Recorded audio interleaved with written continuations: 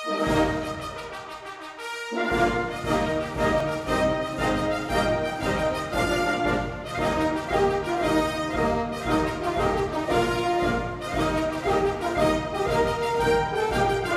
week in Limbourgeois, Liberation Concert in Margaten en zakenontbijt na Prinsjesdag.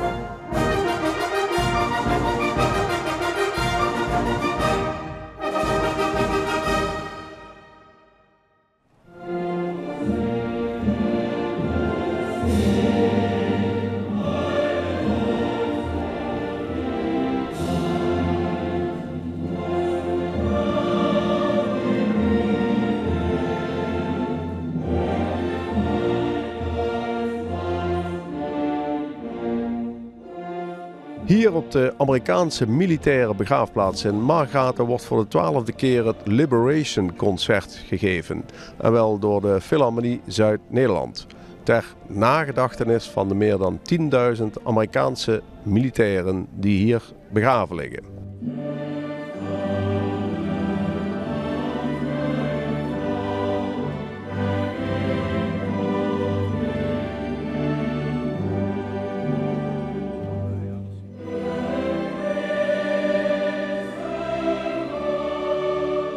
Ja, u hebt hier net een handtekening in een heel dik boek gezet en dat gaat over de nationale inventaris immaterieel cultureel erfgoed Nederland, een hele mond vol. Ja. Wat betekent het nou concreet voor het kerkhof of voor uw stichting? Ja, het tekenen van het immaterieel cultureel erfgoed is eigenlijk een erkenning voor al die adoptanten die vanaf 1945 bezig zijn om die Amerikanen te herdenken en te eren. Zijn er bijna 9000, begrijp ik? Ja, er liggen 10.023 Amerikanen begraven of worden herdacht. Maar ik denk, mensen hebben meer graven geadopteerd en er zijn er ongeveer 9000 die dat in stand houden, die traditie. En het wordt de laatste 10 jaar alleen maar meer. Want er komen door internet heel veel Amerikanen die contact opnemen met Nederland. Die komen hier op bezoek, horen van een adoptieprogramma, nemen contact op met de adoptanten. Daar zijn wij dan voor. En dat leidt tot heel veel vriendschappen en tot heel veel mooie contacten. Eigenlijk, als je het zo mag zeggen, in de sfeer van branding leeft Margaten ook een beetje internationaal mee op het kerkhof. Ja, het kerkhof is niet voor niks in Limburg een van de landmarks. Een van de 10 landmarks ook van de provincie Limburg. Met meer dan 200.000 bezoekers op jaarbasis zegt dat toch al iets. Als je dat afzet tegen de musea in Limburg. Het zijn ook herhalingsbezoeken. En de waarde die erachter zit, die wordt ook elke keer door onze gouverneur of onze gedeputeerde wordt dat ook uitgedragen. Dat dat een heel stevig fundament is waar wij van zijn.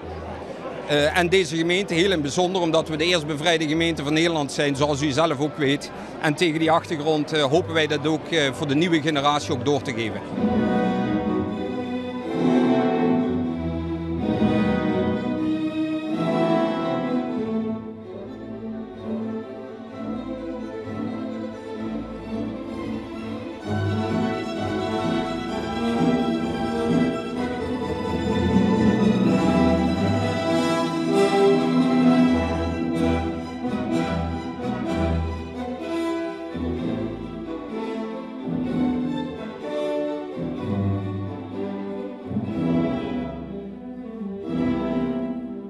U zei net al bij de voorbijeenkomst van, dit is een van de eerste, of in ieder geval een van de belangrijkste evenementen of concerten voor ons als orkest. Maar ik dacht, dat zal ook wel, maar van de andere kant, dat zegt u misschien ook wel bij elk concert, want elk concert is belangrijk. Nou ja, zeker is elk concert belangrijk, maar er zijn concerten en daar hoort Margaten bij, waar we zeggen dat is zo substantieel, dat maakt onze identiteit uit. Ja. En Philharmonie Zuid-Nederland ontleent zijn bestaansrecht niet alleen aan het feit dat we goed kunnen spelen en mooie muziek spelen, maar ook aan specifieke momenten in het jaar waar we ons verbinden met de regio, met onze regio. En daar is Margaten een ijzersterk element van. Maatschappelijke betrokkenheid. Ja, inderdaad. Ja.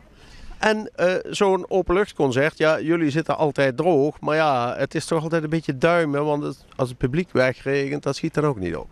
Dat is waar, maar we hebben ook de ervaring dat het publiek eigenlijk best tegen een druppeltje regen kan. Ik bedoel, dat zijn we gewend in Nederland. Dat gebeurt af en toe. Er liggen poncho's en als je weet, nou ja, wie weet wordt het wat vochtig, dan kom je. Hè? Dan neem je je jas mee en dan komt het wel goed. Voor muzici is het eigenlijk ook niet het buitenlucht in de zin van, nou, het is buiten. Het is meer elkaar kunnen horen. Het contact op het podium is gewoon op zo'n podium zoals het hier is lastiger. Men hoort elkaar niet zo goed. Je moet veel meer opletten. Je hoort het soms helemaal niet. Je moet dus afgaan op wat je ziet of de dirigent. Dus het is een uitdaging. Het is lastiger spelen. Ja.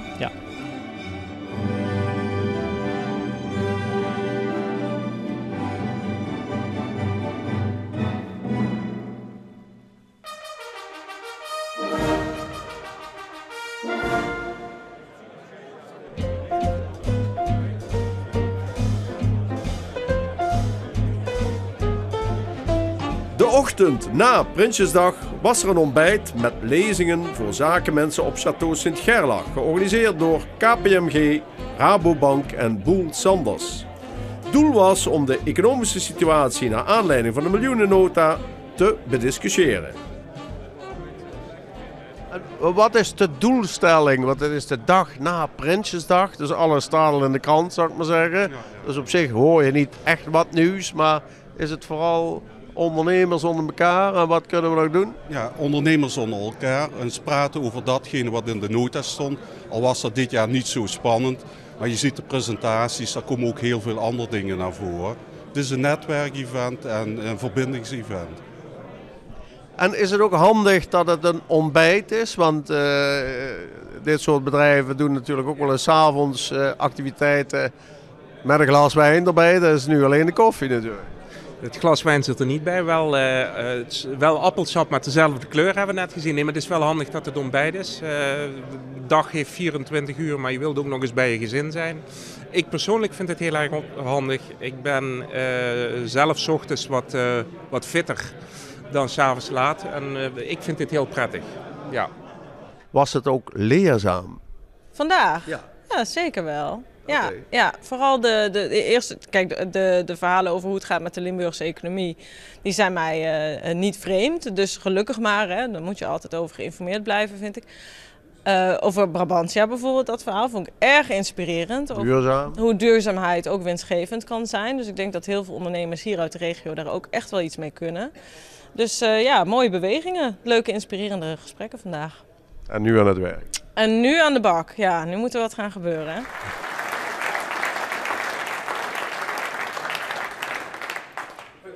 Ja, ik begreep, u hebt 2 dagen in Den Haag gezeten vanwege Prinsjesdag. Normaal is dat maar 1 dag. Ja, wij focussen toch wel heel sterk op Den Haag. Want niet omdat er wat te halen is in Den Haag. Wij willen zelf onze broek ophouden, economisch. Maar het is wel heel belangrijk dat Limburg zich ook buiten Limburg presenteert en zijn kracht laat zien. En we hebben heel veel gesprekken gehad. Natuurlijk ook proberen te ontfutselen waar geld voor komt. Want er zijn grote plannen in Limburg en ja, we willen graag dat Den Haag meedoet. Maar waar hoopt u nou stiekem een beetje op waar dat nieuwe kabinet mee komt? Waar we hier in Limburg wat aan hebben, zeg maar. Ja, kijk, een stokpaardje voor mij is bijvoorbeeld de luchthaven. Je moet gewoon, of het nou de trein is, of je bent klein, 1,1 miljoen inwoners, dus je moet goed bereikbaar zijn. We hebben heel veel buitenlandse bedrijven, kleine bedrijven, grote bedrijven. En ja, dan vind ik het ook te gek dat, de luchtvaart groeit enorm.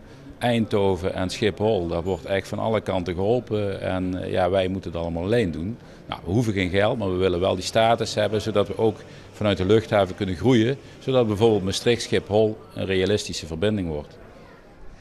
En het algemeen zijn de cijfers voor Limburg behoorlijk, hè? Tenminste, de grafieken die u liet zien, zijn we zelfs mee in de kopgroep. Dat kunnen we op het gebied van voetbal nauwelijks zeggen. Ja, VVV gaat wel een stuk beter. Maar goed, sinds ik deputé ben ik ook voor NVV en Roda natuurlijk. Maar nee, we gaan echt de goede kant op. En dat komt ook omdat we ons niet alleen beperken tot de Limburgse kracht. Ik zeg altijd rondom de kerktoren. Of elke wethouder zijn eigen industrieterreintje. Maar we hebben ook gewoon hele grote ontwikkelingen. Pakken VDL Netcar. En daar profiteert eigenlijk iedereen van. Dus ik vind het heel belangrijk, ook een beetje wat je ziet in Duitsland met mevrouw Merkel. Die zegt van God, positief zijn en eigenlijk voor iedereen een baan. En het is heel belangrijk dat mensen dan ook weer hun centjes uitgeven. En ook weer inderdaad een andere auto kunnen kopen of gewoon een keer op vakantie kunnen gaan. En dat is weer goed voor ons midden- en kleinbedrijf. En de nieuwe regering, wat gaat dat brengen voor Limburg? Ja, daar ben ik heel erg benieuwd naar. Hè. Eerst moet die nieuwe regering maar eens komen. Hè. Ze zijn nu al zo lang bezig, maar ik hoop wel dat ze er op de hele korte termijn uitkomen. En waar is het meeste behoefte aan? Waar zitten jullie op te hopen? Waar ze het allereerste mee komen? Nou, uitbreiding, als we hier naar de regio kijken, uitbreiding van samenwerking over de grenzen heen. Dus mijn overtuiging dat er echt een potentieel ligt op ons te wachten. Alleen we moeten ons daarvoor openstellen en dat begint met het spreken van talen en het beleid daarop. Ik persoonlijk vind dat wel echt een gemis dat jonge mensen, dat zie ik zelfs bij mij om me heen, de talen Frans en Duits absoluut niet machtig zijn. En, onze markt, ons laaghangend fruit, spreekt wel die talen. En als daar beleid op ontwikkeld zou worden en consistent beleid, niet iets van 5 jaar, een scholing dat duurt gewoon lang. En we dat in onze cultuur weer terugbrengen, dan denk ik dat we een flinke sprong kunnen maken van hieruit.